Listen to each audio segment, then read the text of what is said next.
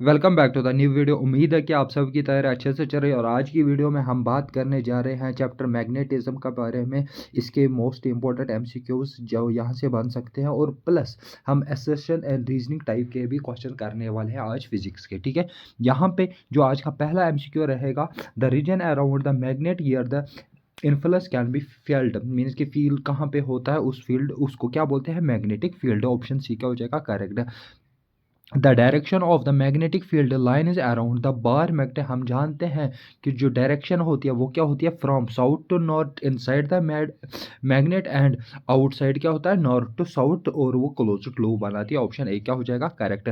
Next question की बात करें, the right hand thumb rule is use to determine, वो किसके लिए यूज है, it determine the direction of the magnetic field around the current carrying conductor. Option B क्या हो जाएगा correct.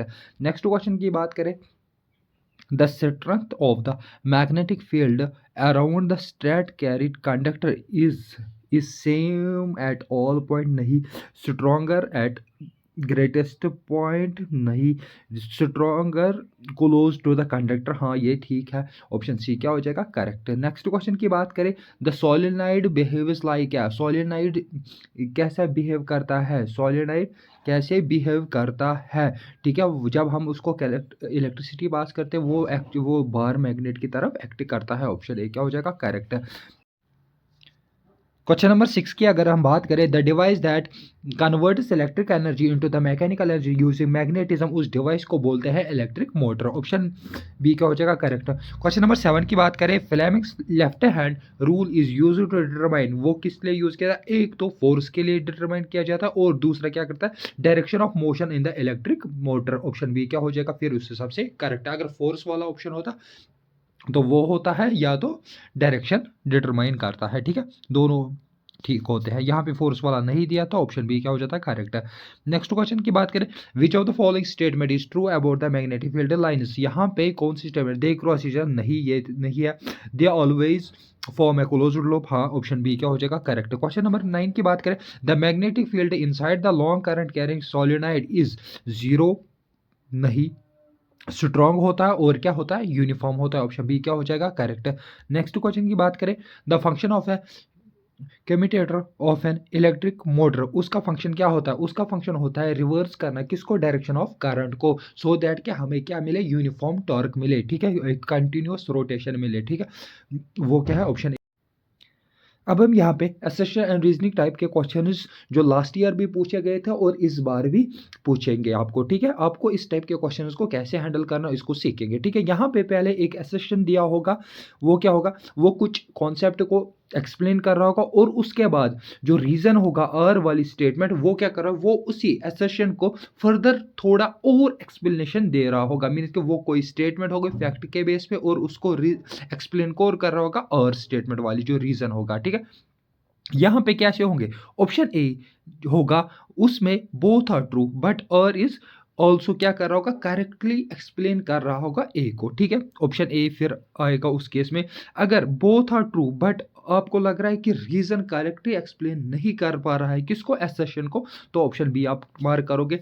If A is true but R is false, आपको लग रहा है कि जो एसेशन है वो ट्रू है बट जो रीजन है वो गलत है, तो वो क्या है, ऐसे ऑप्शन सी को मार्क करोगे आप। उसके बाद ऑप्शन डी में क्या होगा, A is false but R is true, आपको लग रहा है कि एसेशन तो गलत है मगर रीजन क्या है, रीजन वाली जो स्टेटमेंट है वो ठीक है, तो आप उसको ऑप्शन डी मार्क करोगे, ठीक है। नेक्स्ट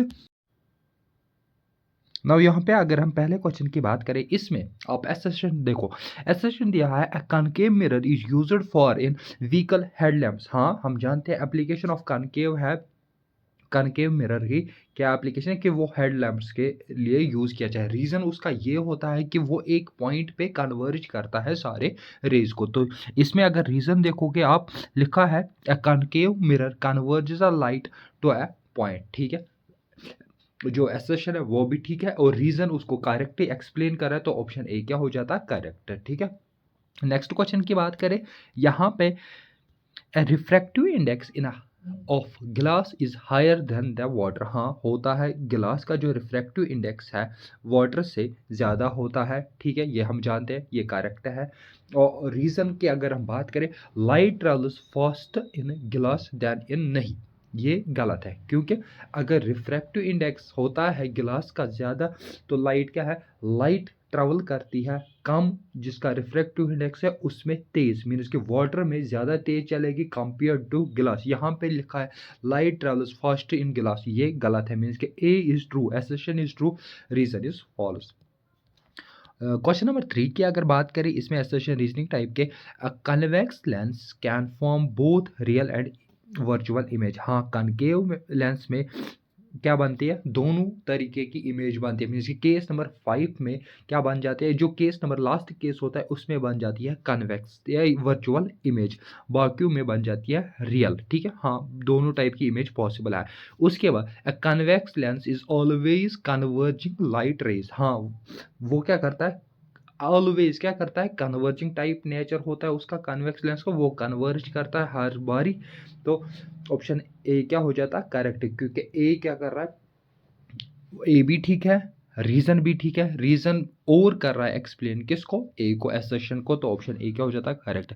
नेक्स्ट क्वेश्चन की बात करें, a rainbow is formed is due to the dispersion of light. हाँ, करेक्ट।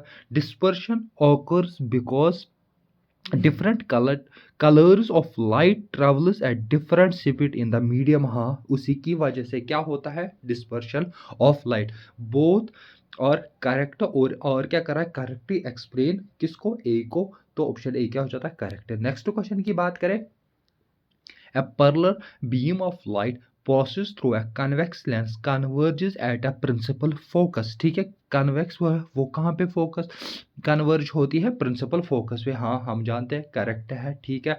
उसके बाद रीजन क्या लिखा, a convex lens follows the laws of refraction. हाँ, बराबर ठीक है, तो ए क्या है, ए भी ठीक है, आर भी ठीक है, and R is correctly explain A, तो ऑप्शन ए क्या हो जाता है करेक्ट। नेक्स्ट क्वेश्चन की बात करें, a current in a series circuit remains the same throughout the component. जो करंट होती है इन अ सीरीज सर्किट में, ठीक है, अगर हमें सीरीज सर्किट दिया होता है, ठीक है, ठीक है, उसमें क्या होती है, जो करंट की वैल्यू होती है आई, वो हर एक में सेम रहती है। हाँ, करेक्ट है। उसके बाद in series circuit potential difference is same across all components. नहीं, ये गलत है, पोटेंशियल डिफरेंस क्या होती है, अलग अलग होती है अक्रॉस द कंपोनेंट्स। तो ऑप्शन रीजन जो असर्शन है वो ट्रू है, रीजन इज फॉल्स, तो ऑप्शन क्या लिखते हैं आप, ऑप्शन सी आपका करेक्ट हो जाता।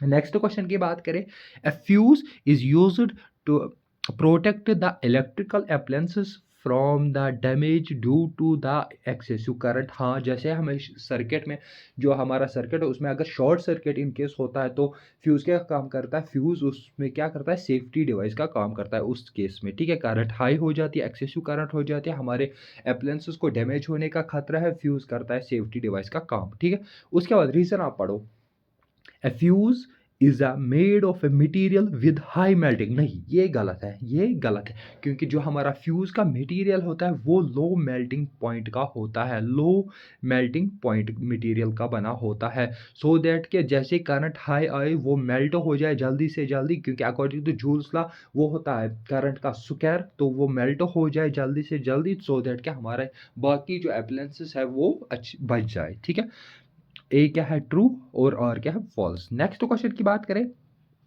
इन अ parallel circuit the total resistance is always the smallest of the individual। हाँ, ये करेक्ट है, assertion is करेक्ट है। उसके बाद reason, the reciprocal of the total resistance in a parallel circuit is the sum of the reciprocals of the individual resistance। क्योंकि हम जानते हैं आर नेट होता है बराबर 1/R1 1/R2, इस टाइप के जितने भी रेजिस्टेंस मीन्स कि वो क्या होता है, रेसिप्रोकल। हाँ, ये भी ठीक है, बोथ स्टेट्स पर आर ठीक करेक्ट है।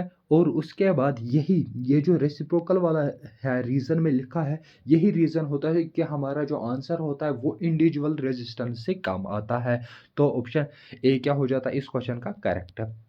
नेक्स्ट क्वेश्चन की बात करें, a power consumed in electrical circuit depend upon both voltage and current. हाँ, जानते हैं, और उसके बाद electric power is given by the formula P equal to V I. हाँ, करेक्ट है, तो रीजन एक्सप्लेन कर रहा है करेक्ट किसको, एसेशन को, तो ऑप्शन ए क्या हो जाता है करेक्ट आपका। नेक्स्ट क्वेश्चन की बात करें, लास्ट क्वेश्चन की assertion टाइप के, a thick wire has more resistance than a thin wire of a same material. नहीं, हम जानते हैं कि जो रेजिस्टेंस होता है वो inversely proportional to area of cross section, means कि अगर एरिया ऑफ क्रॉस सेक्शन बढ़ेगा तो रेजिस्टेंस कम हो गई, मीन्स कि अगर थिक होता तो रेजिस्टेंस क्या होनी चाहिए, कम होनी चाहिए। ये लिख रहा है मोर, तो असर्शन जो स्टेटमेंट है वो गलत है। उसके बाद रीजन की अगर देखें, resistance is inversely proportional to the area of cross section, हाँ यही मैंने लिखा है, तो वो क्या है, रीजन इज ठीक, रीजन इज करेक्ट और असर्शन इज फॉल्स, तो ऑप्शन डी क्या आप देते करेक्ट। ठीक है, ये थे क्वेश्चंस किसके, फिजिक्स का हमारा आज कंप्लीट हो गया, क्योंकि हमने पहले लाइट को, ह्यूमन आई, उसके बाद इलेक्ट्रिसिटी को कवर किया और आज हमने मैग्नेटिज्म को कवर किया। ठीक है, और उसके साथ साथ हमने कुछ एसेशन टाइप के क्वेश्चंस भी देखे हैं कि जो अब आ रहे हैं एमसीक्यूज में साइंस में। ठीक है, thank you for watching this video.